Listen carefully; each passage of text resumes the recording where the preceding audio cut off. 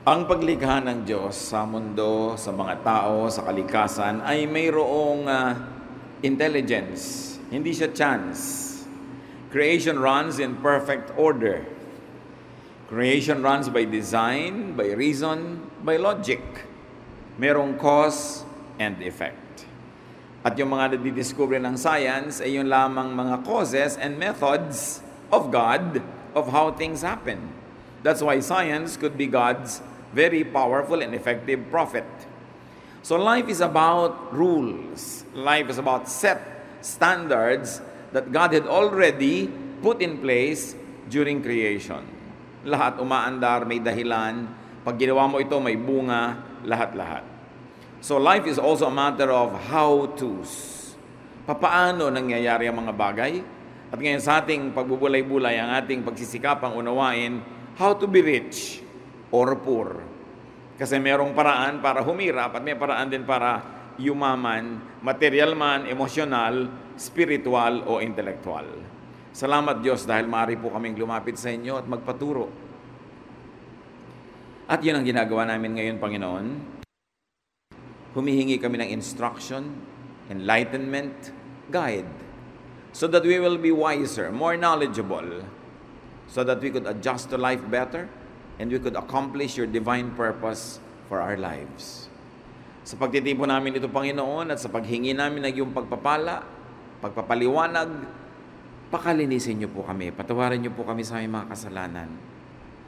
Mga paulit-ulit na kasalanan, mga kuminsan naman ay paminsan-minsang kasalanan, at merong mga makasalanang halos hindi nagagawa, pero nadadapa pa rin nagagawa. Lahat ng ito, Panginoon, nilalapit naming hugasan niyo po ng banal na dugo ng iyong anak na si Jesus. Tinatanggap namin ng may pagpapakumbaba ang mga pagkukulang namin at pagkakasala sa iyo, Panginoon. At ayon sa iyong pag-ibig, sa iyong pangako at sa iyong salita, patawarin niyo po kami. Linisin, bigyan ng kakayanan na maunawa ang iyong turo para ang buhay namin lalong umunlad at lalo naman kayong madakila sa mga detalye ng pamumuhay namin. So we ask you, Father, to be our teacher, our speaker. Kayo po ang siyang mangaral.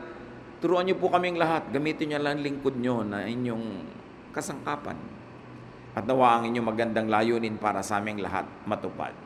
Habang kami nagkakatipon-tipon sa iyong paanan, Panginoon, hinihiling din naming patuloy niyong basbasan, ingatan, iadya sa anumang gawa ng masama ang mga mahal namin sa buhay na hindi kasama ngayon. Samantala, turuan mo kami, Panginoon, na maging mapayapa, teach us to relax, teach us to focus on you alone so we can receive your blessings. In the name of Jesus, we commit to you everything. Amen.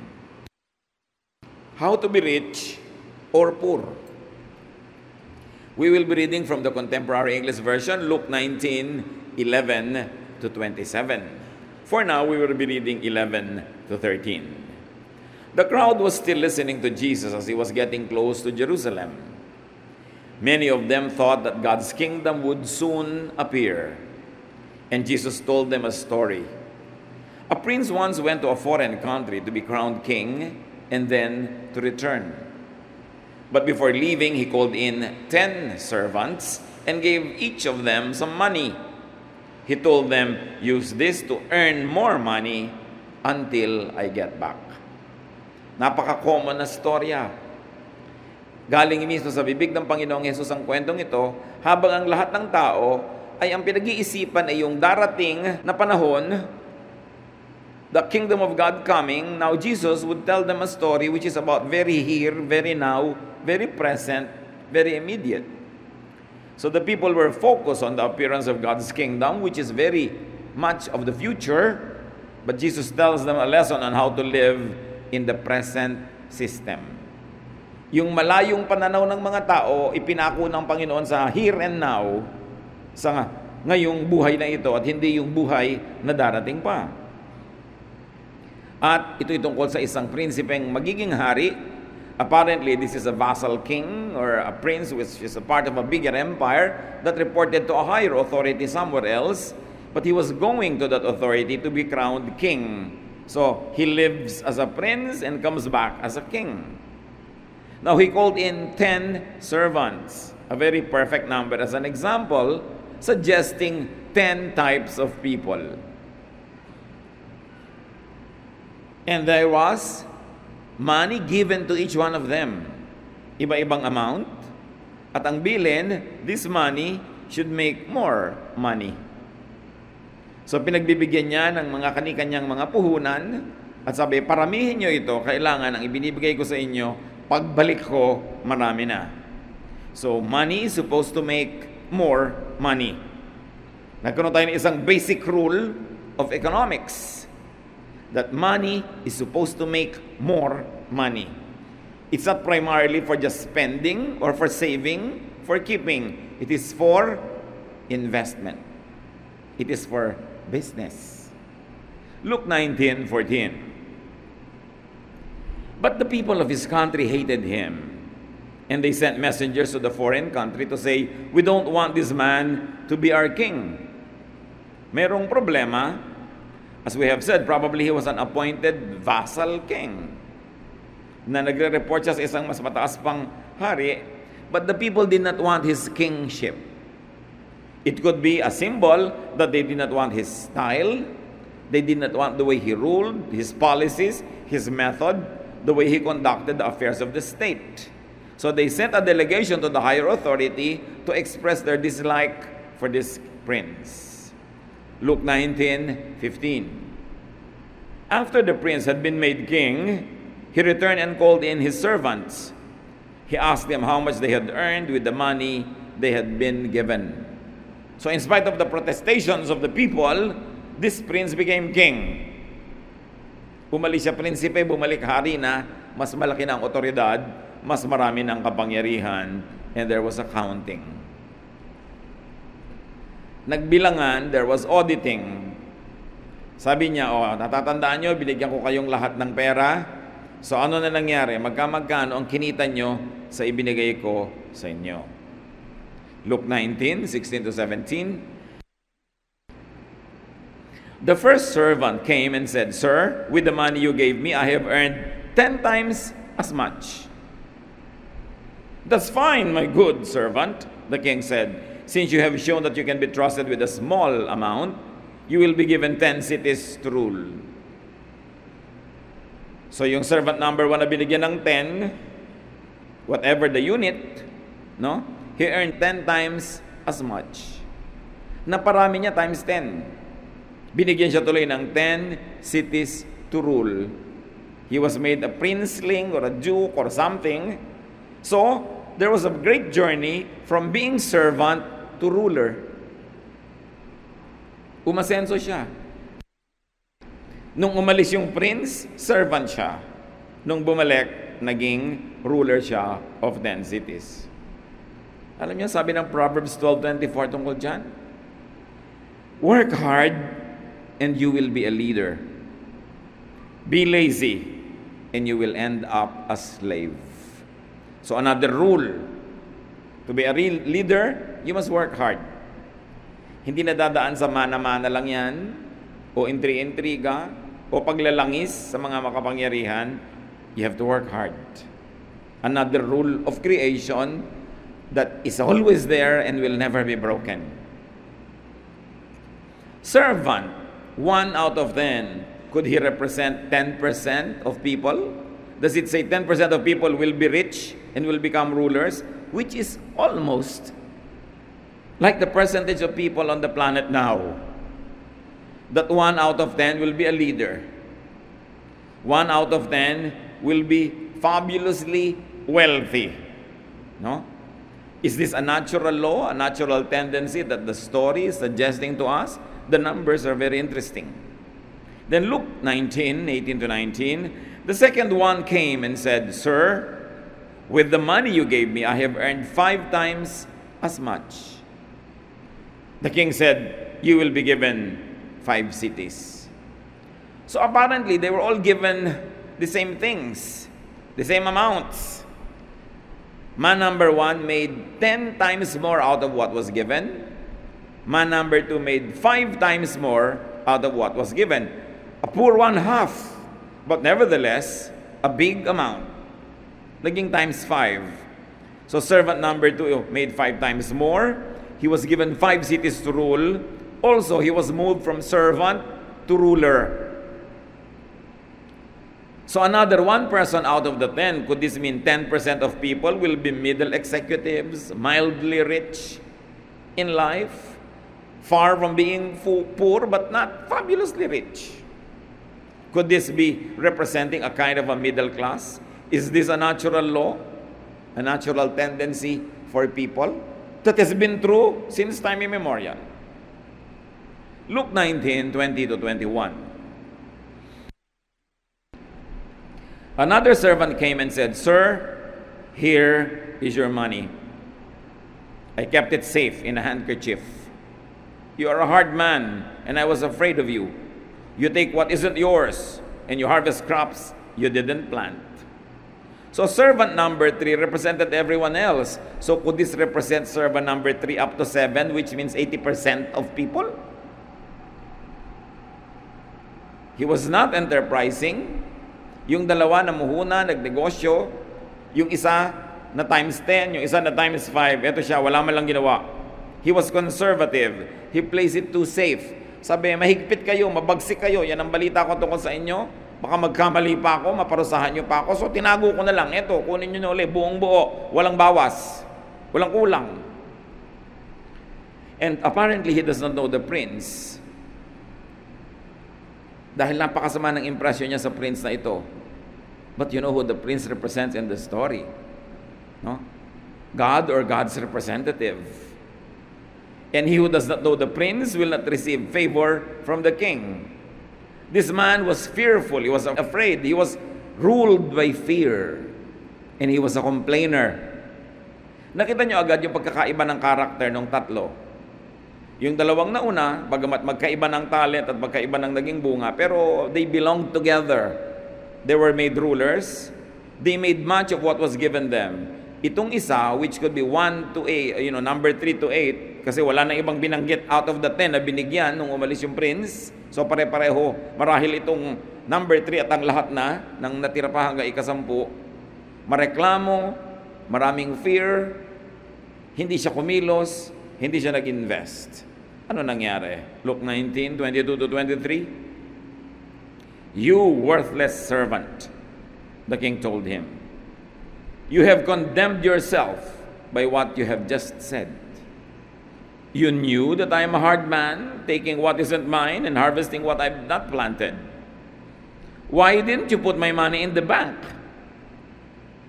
On my return, I could have had the money together with interest." Ganun pala impression mo sa akin? Mahigpit? Malupit?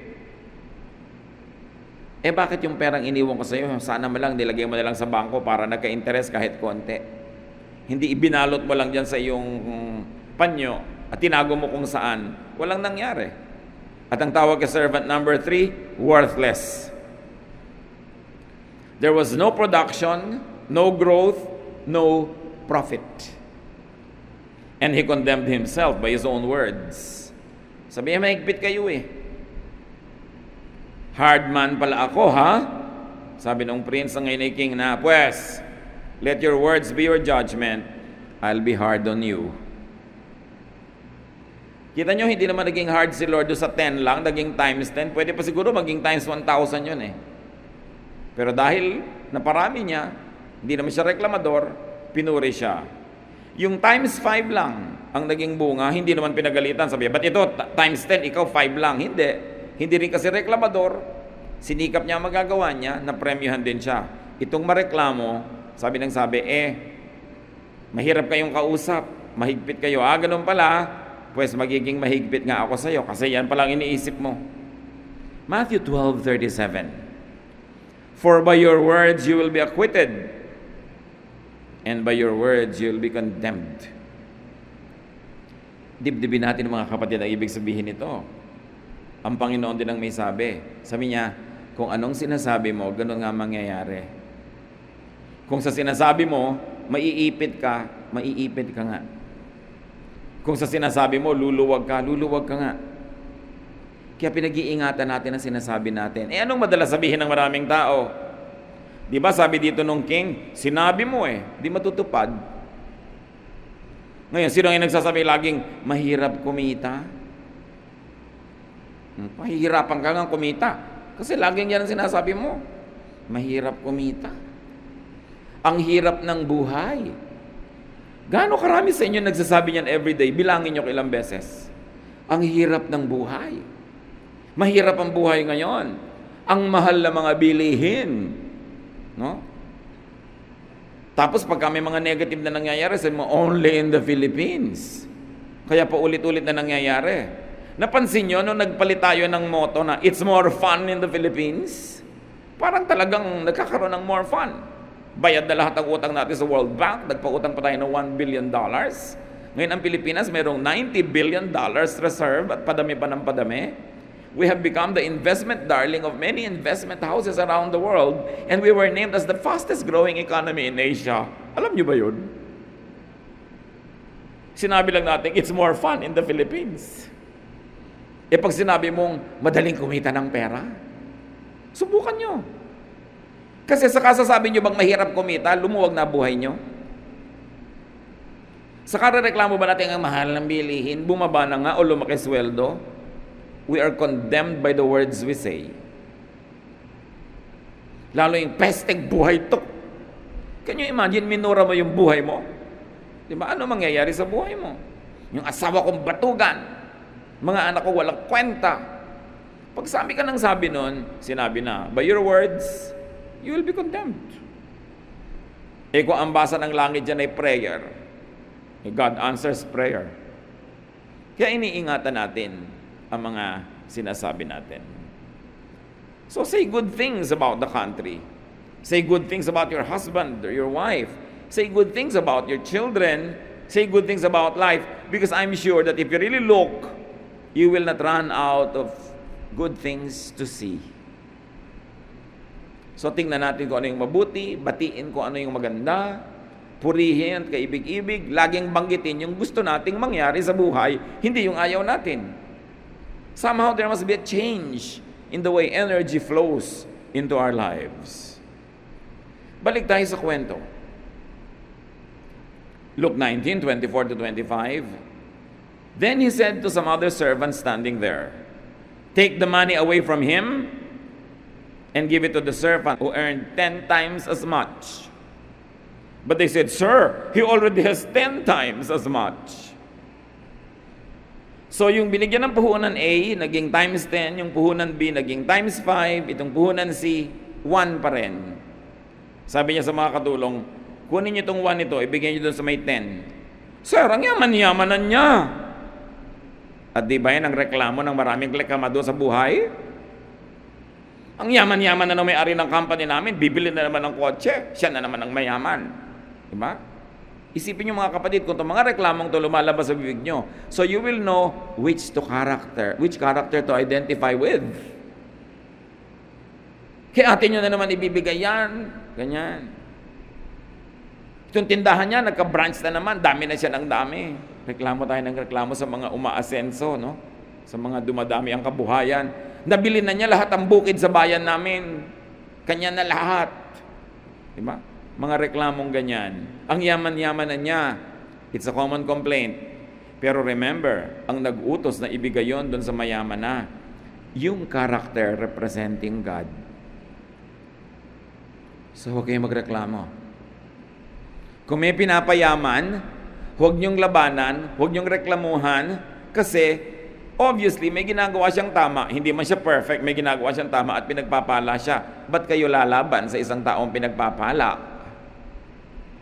Ba't kayo sasalungat sa taong may momentum, umaasenso, paangat, tapos paisibid-isibid kayo, pareklamo kayo, lalo kayong lalayo sa grasya.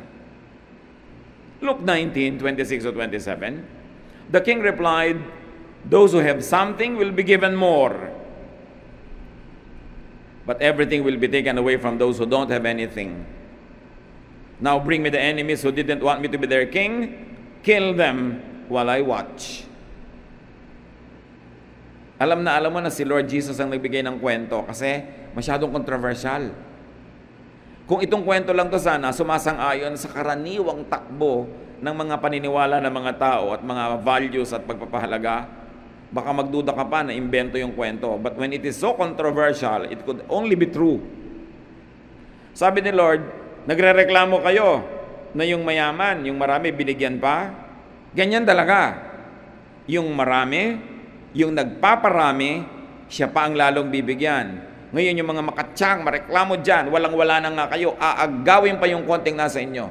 I'm not happy with you because you are not producing. A very, very revolutionary thought about God's economy.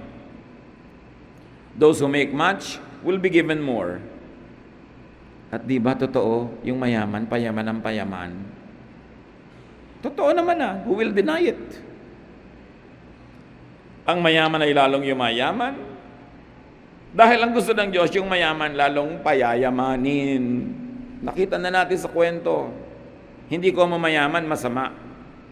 Siyempre, yung mga hindi mayaman, gusto niyang palabasin masama yung mayaman para magmukhang, kaya naman ako mahirap kasi mabuti ako eh. Hindi naman ko mamahirap, mabuti. Ang kabutihan, ang kasamaan, walang kinalaman sa economic status mo. It's a very personal thing.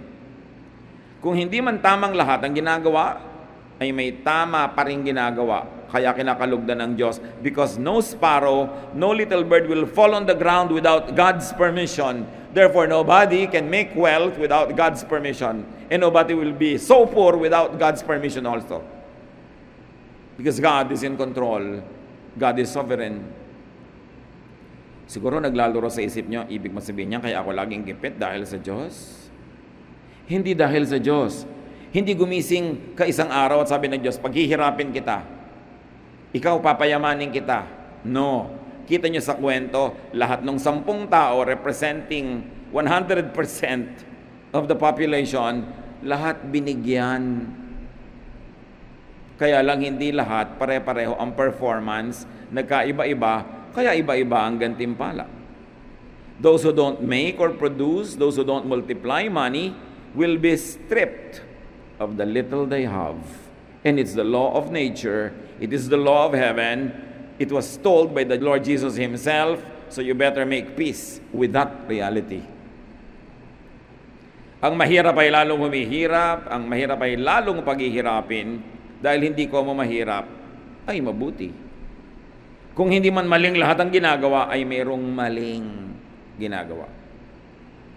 Sasabihin natin, sisisihin pa ba natin yung mahirap dahil sa paghihirap niya? Ano yung kwento? Anong gagawin natin sa kwento? Itapon natin para maiba? Para mapasarap natin ang ating pakiramdam? Na siguro naman, wala akong kasalanan, kaya ako mahirap. Ayan na nga yung kwento. Ang atin ngayong malaking challenge, mga kapatid, alamin kung sino tayo sa 10 examples.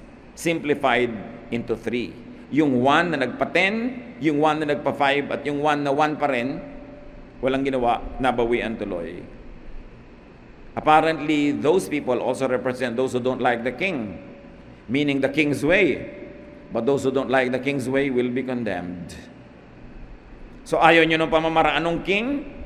Kung hindi tayo sumasang-ayon sa kwentong ito, parang tayo ay nasa kwentong ayaw din natin sumang-ayon sa king na yon. Sabi niya, kill them all before me, I will watch.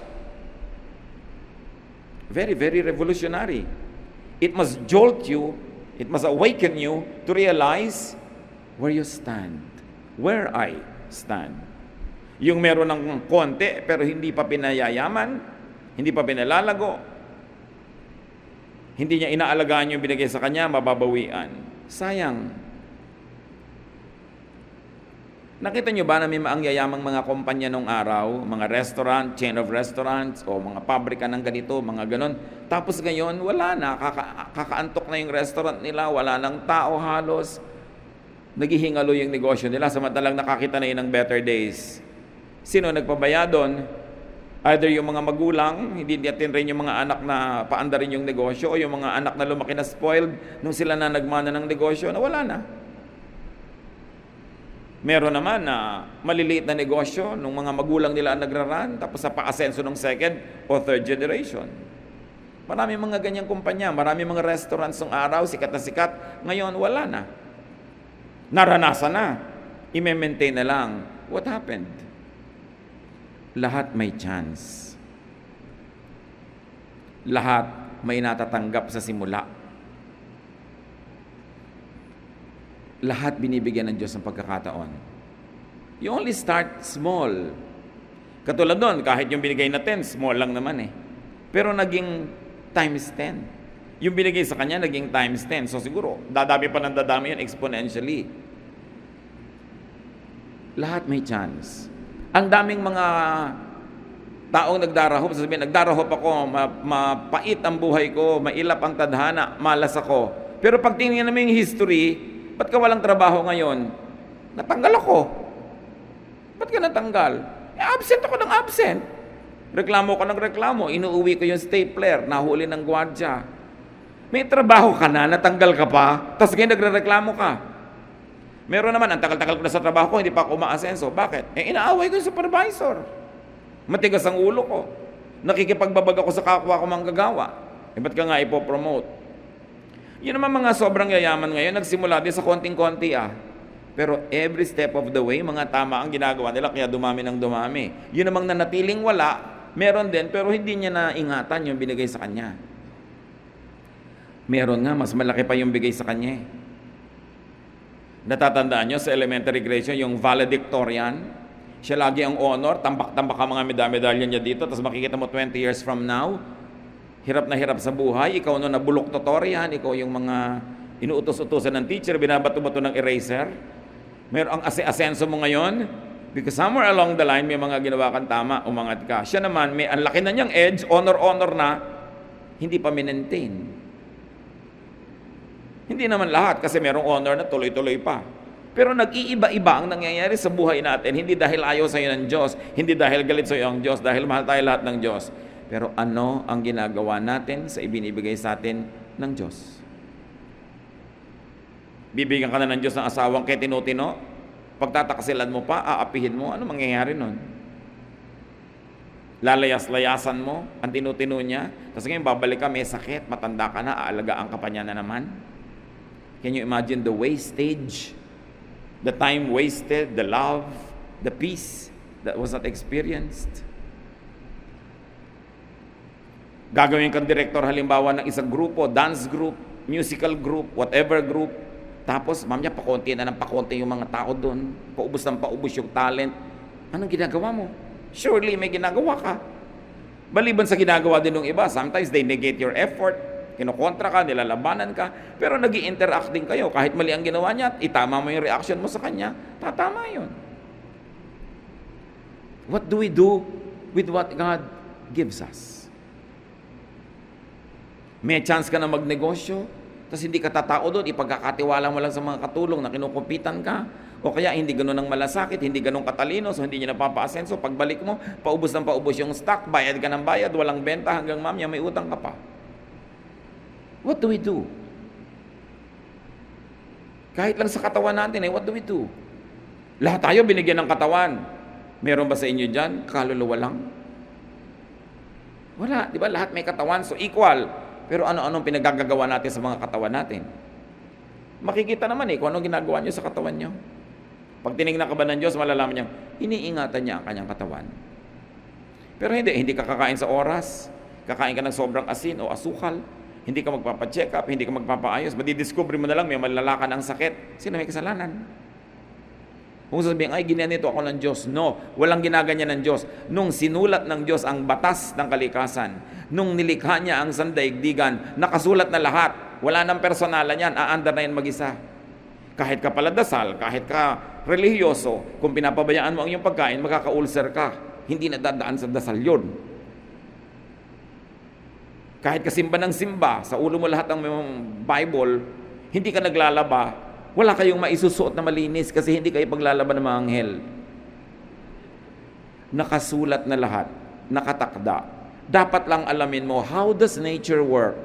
Kristiyano ako, naglalakad ako sa gilid ng mataas na bubong, nadulas ako, mapabasag ang bungukot, mamamatay ako, kahit ako Kristiyano. Missionary ako, nagpunta ako sa isang tribong kumakain ng tao, nahuli ako, kinain ako, hindi ako exempted kainin dahil missionary ako. Tinuka ako ng mga lamok na may mga malaria. Kahit ako maganda yung layunin ko na i-convert yung mga kaluluwa doon, mamamatay ako sa malaria because there is natural law. Paminsan-minsan, God makes a miracle and breaks His own laws. Pero paminsan-minsan yun. Under normal circumstances, nature will take its course. Tamad ka, huwag kang umasang aasenso. May trabaho ka na, pala absent ka, pabaya, huwag kang umasa magkaka-increase. Baka matanggal ka pa. Mataas na yung pwesto mo, i-demote ka pa. Kasi hindi ba sabi, make him ruler of 10 cities kasi worth siya. Palagay nyo, pag nagro-rule ka doon at nagpabaya ka, magro-rule ka forever. No, babagsak ka doon because the laws had already been written. Kailangan tama ang ginagawa mo. It's like riding a bicycle. When you stop moving forward, you fall. Lahat ng ginagawa mo dapat forward ng forward. Asenso ka ng asenso. Kasi kung hindi, paatras ka. What do you do with what God entrusted to you? Binigyan ka ng Lord ng talent na mag-sketch. And I know so many people who are very talented at sketching. They have a natural, indigenous talent. Nobody had to tell them. Grade 1, preschool, grade 2, nagdo-drawing ng maganda. Pero ngayon, hindi na makapag-drawing because 30 years had passed. Wala siyang ginawa para i-develop yon. Sa palagay nyo, naturally, magde-develop yung talent? No! Maraming magagaling na singer, kinalawang na yung boses, namalat na, kakakain ng malalamig, pagpapabaya, pagpupuyat, paninigarilyo. Do you think you will have a good voice forever? There are many nationally renowned singers that cannot even sing now. Pinabayaan ang katawan. So dapat hindi lang pag binabalikan ka ng Diyos, na-maintain mo lang, dapat na pa-asenso. Di ba yung 1, na-maintain lang niya, ito yung binigay niyo sa akin, ito pa rin, walang bawas. At sabi sa kanya, hindi ako concerned na walang bawas, ang gusto ko may tubo. So, binigyan ka ng Bible study group, may 2 nagsimula, 3, nung binilikan ka ng Diyos, 10 years later, naging 1 pa. At asawa mo pa yun, ha? So, walang growth. Sa palagay mo, bibigyan ka ng mas malaking grupo, yun lang, hindi mo ma-manage. The principles in this story are so painfully true. Hindi mahirap makita. Imbes mainggit ka sa taong umaasenso, sabi mo, ano kayang ginagawa niyang tama? Anong ginagawa kong hindi tama? Ba't hindi ako umaasenso? 1, baka reklamo ka ng reklamo. Ayaw ng Diyos sa reklamador. Your own words will condemn you. 2, baka inggitera ka. Ayaw din Lord na inggit ka na inggit sa nangyayari sa kapitbahay mo. Ba't di mo asikasuhin yung buhay mo? Ayusin ang sarili mo, ayusin ang negosyo mo. Kahit anong gawin ninyo, hindi maiiba ito. Nakatakda. That's why malinaw na ikinuwento ng Panginoon. Nakakaawa ba yung wala na, babawian pa? Naawa ba yung Diyos dito? Hindi. So yung asahan, nakakaawaan ka dahil lang mahirap ka. Sabihin pa sa'yo, well, wala na ang awa-awa sa usapan. Ang point is, nagsikap ka ba? Ginawa mo ba ang dapat? Nagpakasipag ka ba? Nag-invest ka ba? Hindi awa ang pinag-uusapan. There is a natural law. Pag may itinanim ka, may aanihin ka. Nagtanim ka ba? Wala. Edi wala kang inaani. Huwag kang magpaawa-awa dyan. Walang mangyayari sa awa. Di ba sinasabi nga ng ating mga matatanda, nasa Diyos ang awa, pero nasa tao ang gawa. Kailangan may gawa ka. You've got to give something to God for Him to bless. Paparamihin mo ba yung 0? Binibigay mo sa Diyos 0 times 0, di 0 pa rin yun. O natapos ka ng kung anumang kurso, uma-attend ka ba every year, every 6 months sa mga seminar para malaman mo yung latest knowledge in your own given field? O kinakalawang na yung mga alam mo? Dapat umaasenso. Katulad nung maraming mga barbers ngayon, yung mga barbero, di ba halos naubos na yung mga barbershop, konti na lang yung natira yung corporate, yung maraming branches, yung standard.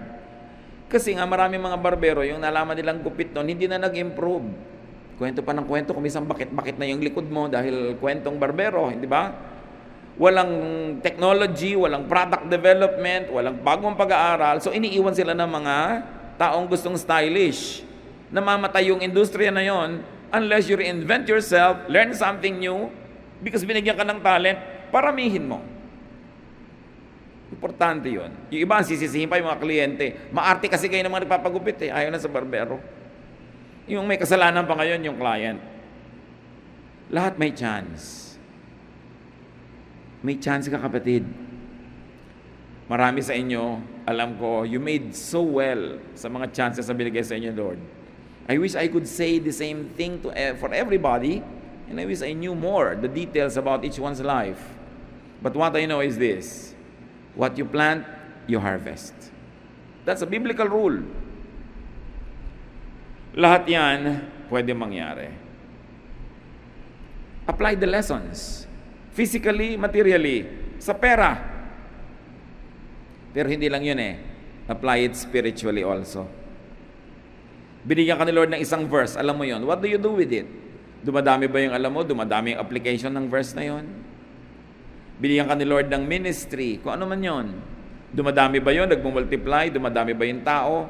Nai-intensify yung alam? We are moving from glory to glory. We are becoming more and more knowledgeable and godly. Dapat may growth. Tandaan nyo, pag walang growth, may retrogression. Pag hindi umaasenso, umaatras. Yun lang sa ministry. So dapat maingat. Masipag. Sipag yan eh. Hindi nakukuha sa galing. Maraming magaling pero hindi masipag, wala rin nangyayari. Pero kahit hindi ka magaling, pag masipag ka, siguradong may mangyayari. Eh kung magaling ka na, masipag ka pa. Yun ang times 10. Yung hindi masyadong magaling pero masipag, times 5. Pero yung kahit magaling ka pero wala kang sipag, wala, ibabalik mo, wala rin nangyari. Apply the basic lesson. Multiply what is given to you. Even emotionally. O binigyan ka ni Lord ng anak. Let's say isang anak. Naparami mo ba yung anak na yun in terms of, wow, times 10 yung love niya sa'yo. Kaysa times 5 lang o 0 pala. Meron naman, nagkaanak na nga, pinalaki mo na, pinakain mo pa rin naman, pinag-aral, pero inis sa'yo, galit sa'yo, namumuhi sa'yo. Negative pa. Nagkaanak ka pa, hindi mo na pag-grow yung ministry na yon. Nagkaasawa ka, binigyan ka ni Lord ng partner, napaka-rare at napaka-beautiful gift from God, tapos nilayasan ka pa, hindi mo naalagaan. Liban na lang na siya mismo ang nagkusang magtaksil at lumihis ng landas. Pero pag ibinigay sa'yo, alagaan mo, paramihin mo. Kung ang pag-ibig sa'yo nung pinakasalan mo from 1 to 10 ay 8 lang, dapat after a while, naging 8.5, then naging 9. Dumadami. Kesa 2 na lang po. Kawawa naman kayo, 2 lang, nagsasama pa kayo. Samantalang pwede mong paramihin. So what do you do with what God gives you? I'd like you to concentrate now, brothers and sisters, and say, what are the nicest things that God gave you? Would you bow before the Lord and count at least 5 great things God gave you? Be it talent, be it treasure, be it people. What is it? And ask yourself, what have I been doing with it? Anong ginagawa ko sa pag-ibig sa akin ng asawa ko? Pinaparami ko ba? Times 10? Times 5? O 0? O ngayon, galit pa sa akin?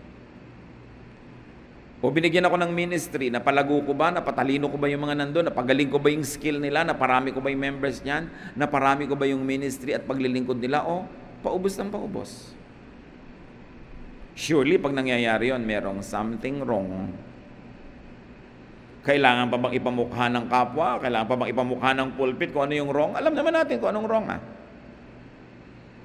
At lalong-lalo sa ministry, kung hindi yung nag-grow, may something wrong. Dapat mag-soul search. Tatanggalin natin yung pagkabulag natin tungkol sa ating sarili at yung paniniwala natin sa mga illusions natin about ourselves. Because kung tama lahat, dapat mabunga. So something's wrong pag hindi mabunga. Kahit sa pag-aaral, binibigyan ka ng Panginoon ng pangmatrikula, nakakapag-aral ka, anong ginagawa mo? Dumadami ba yung alam mo? O pumapasa ka lang na pasangawa? Kasi wala ring alam. So pag wala kang alam, gumraduate ka man, pag nagpumasok ka sa trabaho, do you think you will be a ruler of 10 cities? No. Ang trabaho mo, tagabilang ka ng ilang poste sa kalsada, lakad ka ng lakad, bilangin mo mga poste dito. Kasi yun lang alam mong gawin. Ang tao hindi lang dapat gumraduate sa school, dapat natututo. Kaya yung natututo na hindi gumraduate, mas maganda pa yung kinabukasan kaysa gumraduate na wala naman natutunan eh. Eh kung gumraduate ka na, natuto ka pa. Can you imagine? Tayo ang nagwawaldas ng buhay natin. Tayo rin ang nagyayaman nito, nagpaparami, nagpapaunlad. Kanya-kanyang report sa Diyos, pero lahat binigyan. At lahat patuloy na binibigyan ng second chances. Ang Diyos naman, hindi ka ba sa i-judge kung bigla ka nagkulang? tanggapin mo lang pagkukulang mo, pagkakamali mo, bibigyan ka na naman yan another chance because God is good at giving second, third, fourth chances. Pero kahit bigay ng bigay sa'yo ang Diyos, lumalakad ang panahon. 7th chance na pala, pero grade 1 ka pa rin. Next year, 8th chance na, grade 1 ka pa rin. Sa palagay mo, sinong lugi? Diyos o ikaw? Ama namin, ituro niyo po sa amin kung bakit kami maunlad o hindi maunlad. Bakit kami maasenso o hindi maasenso? Bakit ang may asenso ng iba sa amin 10, yung iba 5, yung iba 0? Ipakita nyo sa amin, Lord, kung sa mga ginagawa namin, marami naman sa amin masipag, pero ba't hindi umaasenso? Anong dapat na gawing tama? O mas tama pa? At sa mga umaasenso, mabunga, kung hindi kami conscious, Lord, kung ano yung dahilan, ipakita mo sa amin para lalo namin pagbutihin at lalo kaming tumanaw sa inyo ng utang na loob. Turuan nyo kami na manatiling mapagpakumbaba kung pinagpapala nyo aming buhay. At tulungan nyo kaming huwag magreklamo kung nagkukulang ng pagpapala at huwag naming sisihin ang langit, ang kapwa, ang mga Hapon, ang mga Kastila, ang mga Inchik, ang mga kung sino-sino. Tingnan namin, Lord, kung ano yung personal na pananagutan namin kung ba't hindi kami umaasenso. Kung lagi na lang namin nakakagalit ang mga kasama at kaibigan, ipakita nyo kung anong mali naming ginagawa. Mismanagement of our human relationships. Kung lagi na lang na kami ang naiiwan ng mga promotion, lagi na lang kami ang hindi gusto ng kapwa, ipakita nyo what we're doing wrong. How we squander the good chances you give us. And for every blessing, O Lord, teach us to be thankful and to be charitable to others. Mga kapatid, magbulay-bulay tayo. Think of the 5 great things that you have received from God. And review right now what you do with those 5 things. Is it the talent to sing? Is it the talent to lead? Is it the talent to produce things, to be creative? What have you been doing in the last 6 months to improve yourself? What have you been doing in the last year, last 2 years? At kung wala tayong ginagawa, huwag tayo magtaka kung konti ang bunga. Panginoon, sa amin pong pananahimik, bigyan nyo kami ng karunungan na i-apply ang mga lessons ng kwentong galing sa iyong anak na si Jesus. Hindi lang sa pera, hindi lang sa hanap buhay, hindi lang sa material things, kundi pati sa aming emotional life, love life, social life, professional life, at higit doon, Lord, yung aming spiritual life. Na sa lahat ng bagay, binibigyan nyo kami ng chance, at yung ginagawa namin sa chance na yun, ang bumubuo o sumisira sa amin. Teach us. Huwag tayong magmadali, magbulay-bulay tayo, pag-isip-isipan ng mga bagay na ito, and leave this hall challenged, enlightened, enriched, so that we become richer, better persons. Lord, lead us, teach us, as we still ourselves before you, as we remain silent to hear your voice.